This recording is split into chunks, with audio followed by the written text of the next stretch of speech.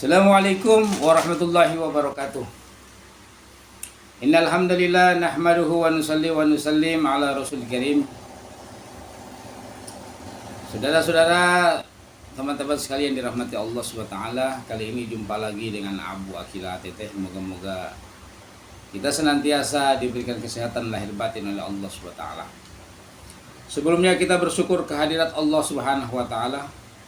Lagi dan lagi, sampai kapan? Sampai kita tiada lagi di alam dunia ini. Kita bersyukur karena apa? Kenapa hari ini kita masih diberikan kekuatan, kemampuan oleh Allah Subhanahu wa taala sehingga mampu menjalankan perintah agama sekaligus menghidupkan sunnah baginda Nabi Shallallahu alaihi wasallam, dan mudah-mudahan ini menjadikan suatu wasilah Allah ampunkan segala dosa-dosa kita, dosa kedua orang tua kita, dosa guru-guru kita, ustadz-ustadz kita, dan umat seluruh alam. Amin ya rabbal alamin. Salawat dan salam senantiasa ditetapkan kepada paduka alam habibana wa nabiyana al-mustafa Rasulullah SAW, karena atas dasar perjuangan pengorbanan beliau alhamdulillah kita bisa mengenal agama Allah SWT. Kita tahu bagaimana cara berhaji, bagaimana cara berpuasa, berzakat, berinfak, bersedekah, dan berakhlakul karimah. Mudah-mudahan kita menjadikan orang-orang yang suatu saat mendapat syafaat baginda Nabi Sallallahu alaihi wasallam. Saudara-saudara, teman-teman yang dirahmati Allah SWT, saat ini kita akan muzakarah tipis-tipis ya mengenai makhluk. Apa itu makhluk? Makhluk, ini ulama katakan kullu ma siwallah, setiap yang bukan Allah makhluk. Surga, neraka, ya, papan aras, ya, langit, bumi, air, angin, ya, semua yang kita melihat, kita merasakan, semua makhluk illallah.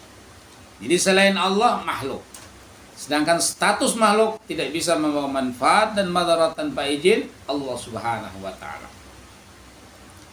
Teman-teman sekalian dirahmati Allah Subhanahu wa taala, dan kita pun bersyukur karena dari 16.000 jenis makhluk ini salah satu makhluk yang paling ideal, yang paling bagus rupanya, yang paling mantap bentuknya, yang paling elok yakni manusia. Sehingga Allah sampaikan dalam Al-Quran, Inna khalaqnakum fi ahsani taqwim. Sesungguhnya engkau diciptakan memang sebaik-baiknya rupa, sebaik-baiknya bentuk. Maka kita bersyukur kepada Allah. Lantas Allah simpan dalam diri manusia itu dua perkara, yaitu nafsu dan akal. Nafsu dan akal. Apakah semua makhluk juga dikasih akal? Dikasih. Jadi ulama katakan selain manusia, hayawan ini Allah kasih akal. Cuman akalnya namanya akal tobi'i. Akal yang hanya sekedar taat saja kepada tuannya, kepada majikannya. Jadi, maka tidak heran, tidak kaget kalau kita lihat ada gajah bisa tenang bola, ada topeng monyet, ada lumba-lumba, ya, ada burung bisa ngucapin la ilaha illallah, assalamualaikum, assalamualaikum. Tapi tidak bisa sampai kepada tingkat mengenal Allah, ma'rifatullah. Sedangkan manusia ini ulama katakan dikasih akal. Namanya akal goriji, idrokun jazimun bihaisu laisahu ma'taradud. Suatu penemuan yang pasti tanpa ada keraguan, sampai kepada tingkatan ma'rifatullah, mengenal Allah. Maka pantas ulama katakan, barang siapa man arofa nafsahu faqad arofa rabbahu. Barang siapa yang kenal dirinya, dia akan kenal Allah. Dia berpikir bahwa adanya Allah Subhanahu wa taala. Mana buktinya Allah Subhanahu wa taala? Wujudi hadhil makhluqat, wujud yang Allah ciptakan. Langit tak bertiang, gunung, hadirin, kemudian laut, kemudian angin, semua ini adalah bukti adanya Allah Subhanahu wa taala. Ini jemaah sekalian dirahmati Allah. Allah simpan dalam diri manusia nafsu. Nafsu ini dikatakan dalam keterangan bahwa Allah ciptain ini nafsu ini 500 tahun. Allah lendamkan di dalam api neraka. Kemudian Allah angkat, Allah tarbiyahkan itu nafsu. Wahai nafsu, man ana man anta, siapa saya, siapa kamu? Nafsu bilang saya. Engkau. Direndamkan lagi dalam 500 tahun, diangkat lagi oleh Allah SWT, dikasih tarbiyah, ditanyakan oleh Allah Subhanahu wa taala, wahai nafsu, man ana man anta, maka nafsu bilang ana anta. Marotan salisah, ketiga kali Allah rendamkan lagi di api neraka, diangkat lagi. Allah tanyakan man ana man anta, siapa saya, siapa kamu? Maka sama seperti jawaban sebelumnya, sayalah saya, engkaulah engkau. Jadi nafsu ini bodoh hadirin dia. Ya, sedangkan ulama katakan Allah rendangkan 500 tahun ke alfi sanatin mimman taudun. Jadi satu hari perbandingan 1000 tahun. Ya kalau di sini hadirin mulia 1000 tahun, di akhirat di sana itu 1000 tahun. Di sana satu hari. Di sini 1000 tahun, di sana satu hari. Jadi dibandingkan hadirin dirahmati Allah, saking lamanya.